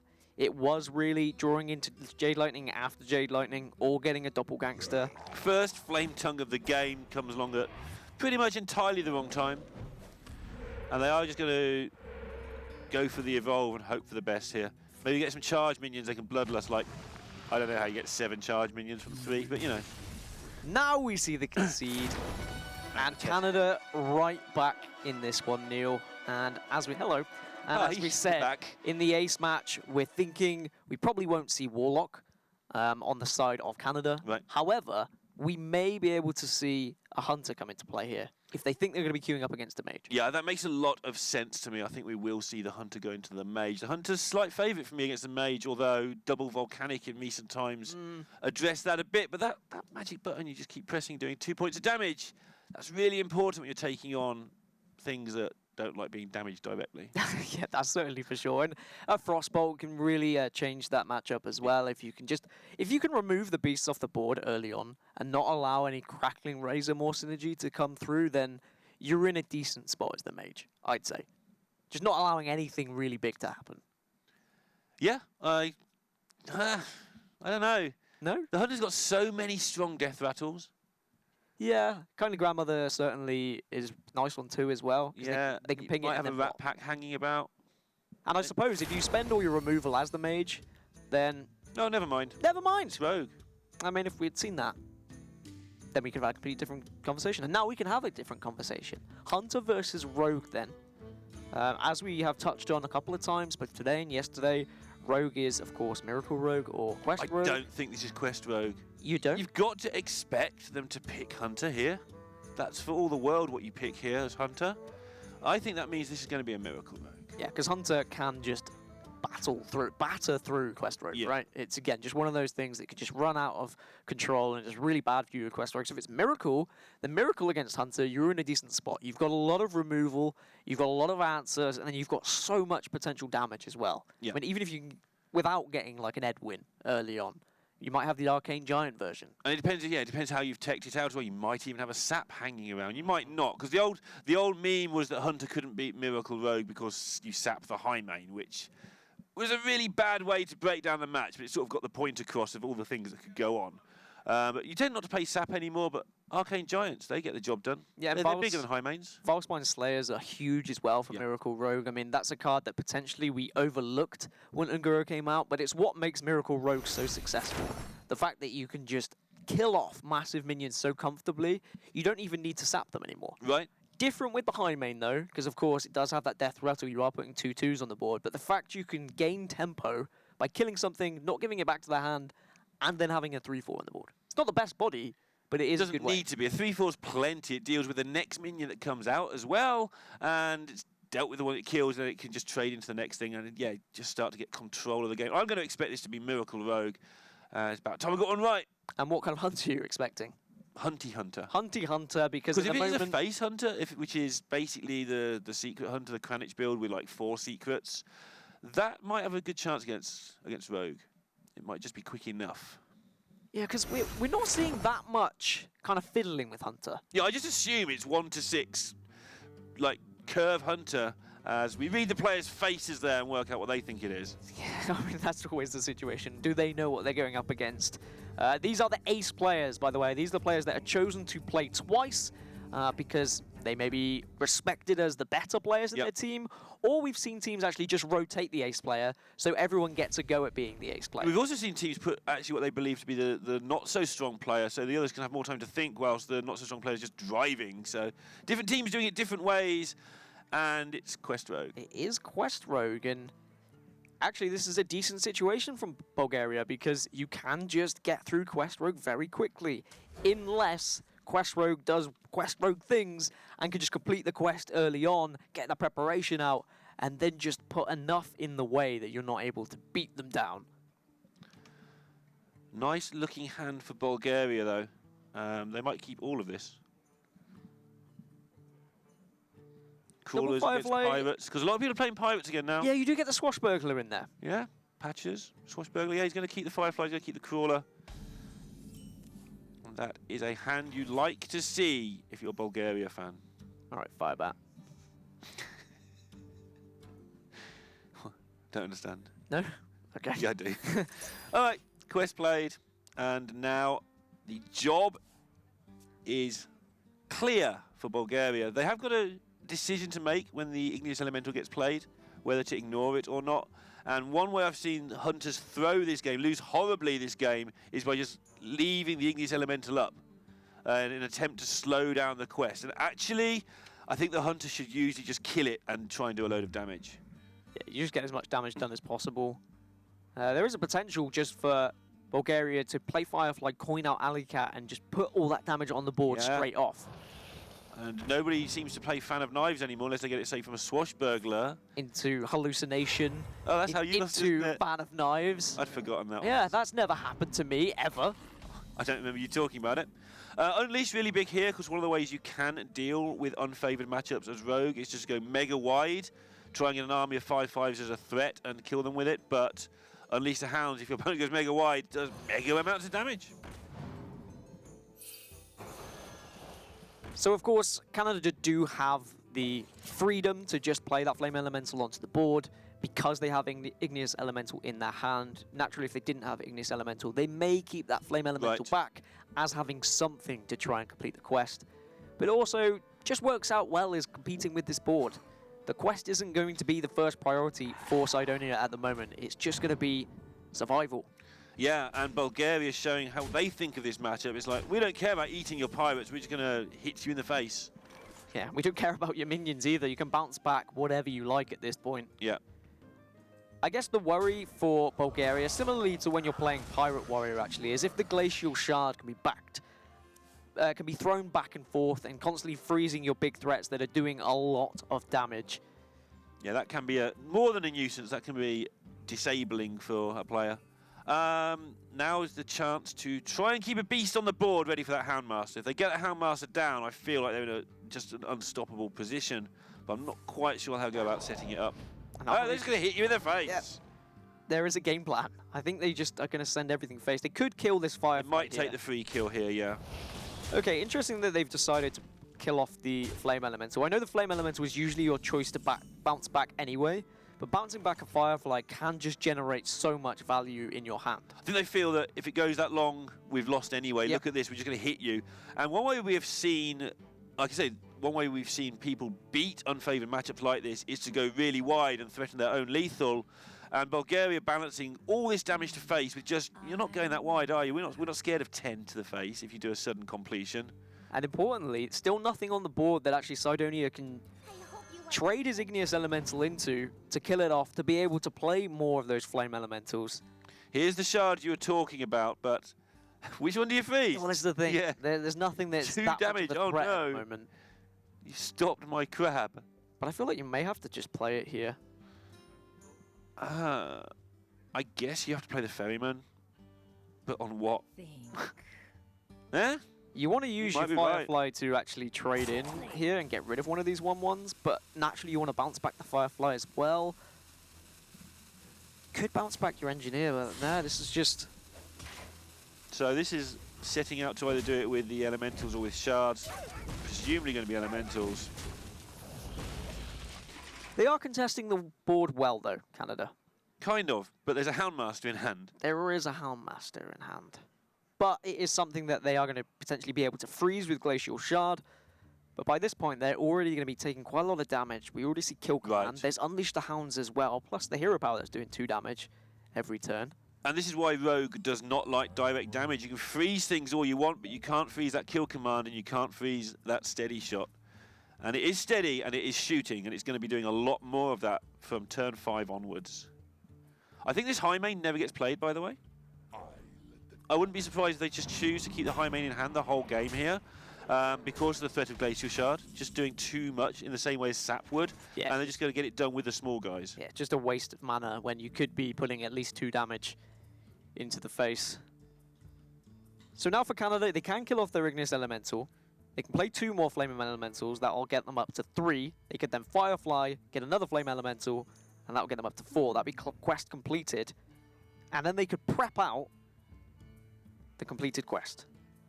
Right. Not quite. They have to use 4 mana to do so. So they can't quite prep it out. I'm just looking at how Bulgaria's numbers are stacking up here. So 2 more hero powers, let's say. Because they're not going to die in 2 turns. That's 12 down for Cydonia. The kill command, that puts Cydonia on effectively 7. If Bulgaria can find 7 damage in the next 2 turns from their minions, then they've got this made, I think. Yeah, Canada having to go on the defensive with the bounce back, with the Glacial Shard.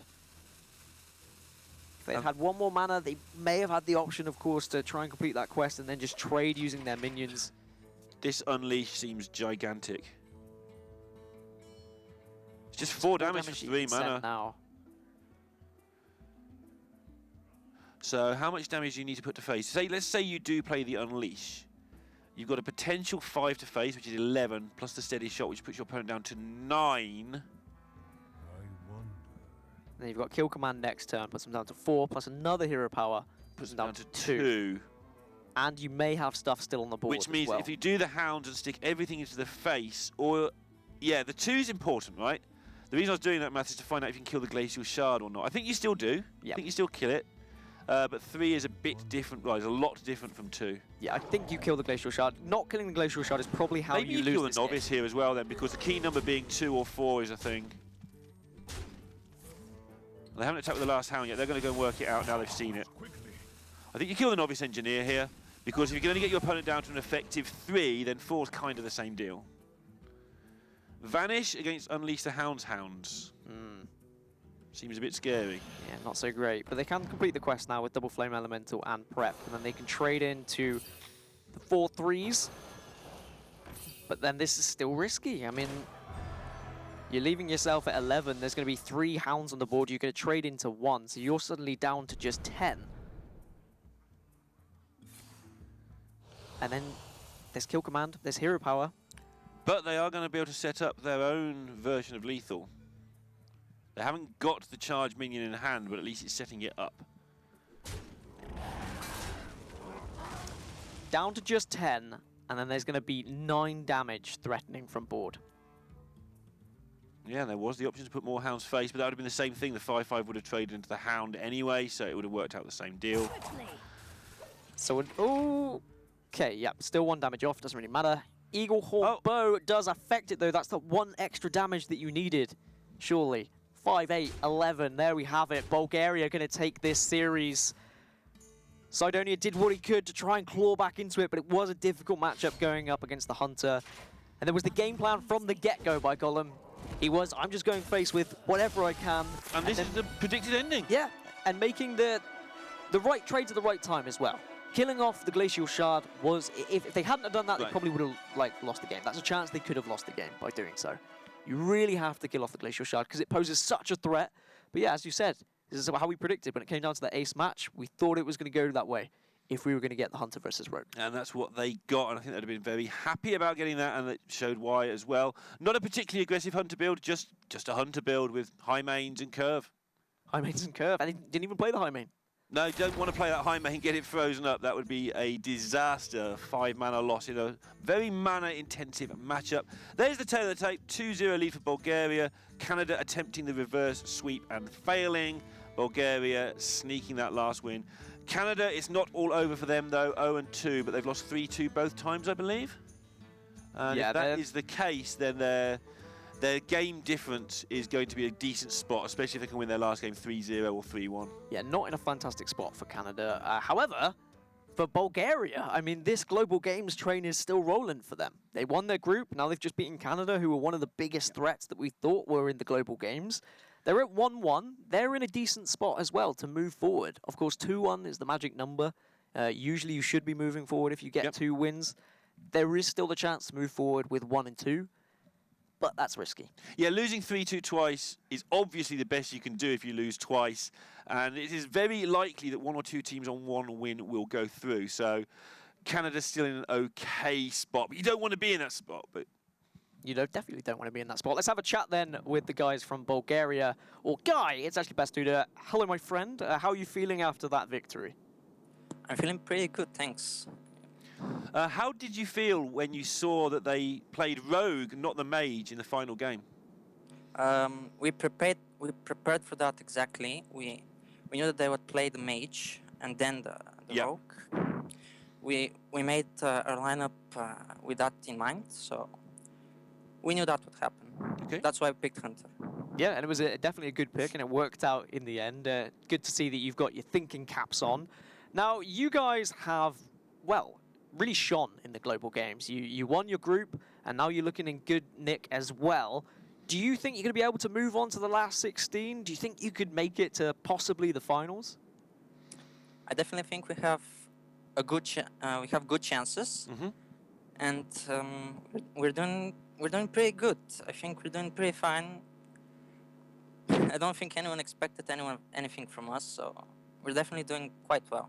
Yeah, I think we should have expected more than we did, though. You yourself have been playing on lots of playoffs and stuff, and you beat yourself up about your results in playoffs. But this is your time, man. This is where you've got every chance to get to a big final. Yeah, definitely looking forward to seeing more from you guys. And you have that underdog factor, but maybe that's going to start to disappear because people really should start to worry about playing against you. Congratulations again on your win, and good luck next week in your final game of the phase. Thank you. You are quite welcome, good sir.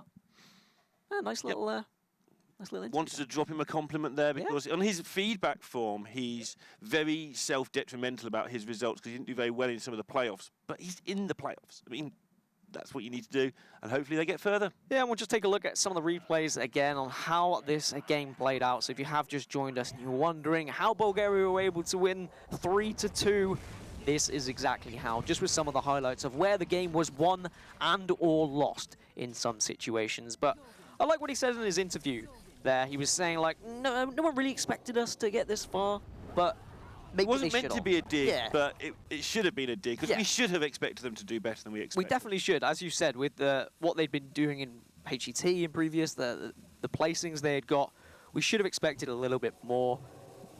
Taking down Canada is definitely going to be something that should be on the radar of everyone else. I mean, they've just come through a tough group, and now they're going to try and come through another tough group.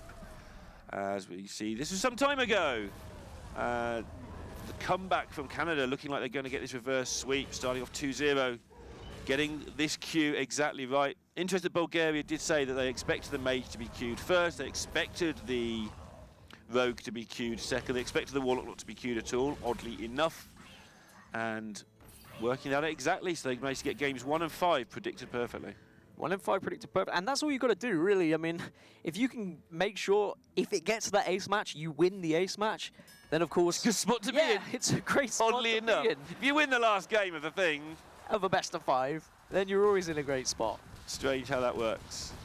And it must have been a tough decision as well for Canada in that ace match, knowing that they had to go up against Hunter with either mage or rogue. Like, I mean, it's not... Yeah, it's not great at all. They had, of course, already played the mage earlier. Oh, of course, yeah. So the other choice was Warlock, sorry. Yeah. I mean, what? Maybe Warlock would have been better. Maybe it would. It wouldn't have been much worse. I mean, actually, Warlock against Hunter, I'm okay with that. Yeah, it's come and gone, right? That one's been an interesting matchup through the ages. This was the effort here from Canada. They don't know what they're up against, of course. This is where they've actually managed to get the board, in fairness, and explains why your opponents have to go face all those points. And to be honest, if we didn't see the Eagle Horn bow drawn, suddenly Bulgaria only won off lethal, and there is plenty of damage on the board available as well for Canada. They could have drawn into some charge effects. That's when it's scary. I don't know, I think it was close. Very close. And such a good series, to be honest. A series that I think it deserved from two fantastic teams. Two teams that did very well in Phase 1. Maybe Canada are going to struggle now to get out of Phase 2 at 0 and 2. Yeah, they're definitely going to struggle. They could still do it. They don't have to go particularly great, but they still have to win, and probably win 3-0, maybe 3-1. Yeah, we'll take a look at the group shortly and see how that has affected it. Oh, I say shortly. Look at it. There it is. Wham, bam, thank you, ma'am. Italy and Mexico 1-0. Bulgaria now at 1-1. Canada have fallen to 0-2. And the next game, funnily enough, Neil, is Italy versus Mexico. That's going to make it, obviously, just clear up the muddy waters significantly. Everyone will know exactly what they need to do after they see that one. Of course, next week, every single team will be in action. We will have all the maths and stuff ready for you. Maths and stuff ready. Yeah, next game, Italy versus Mexico, coming very shortly. We'll see you then.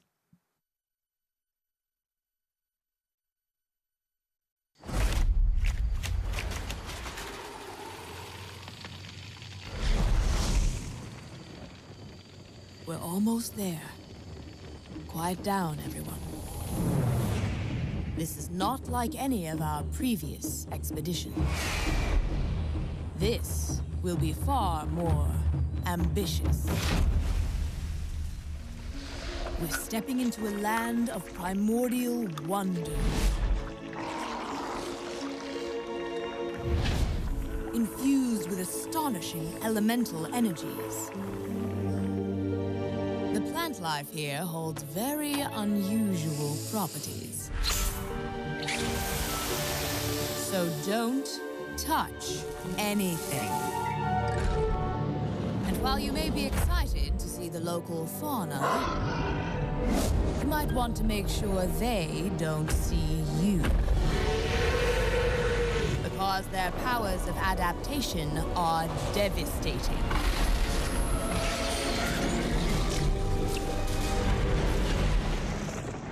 Make no mistake, we will be tested at every turn. But if we stay on our guard, we might just survive. Now then, are you ready? Then let's journey into Ongoro Crater.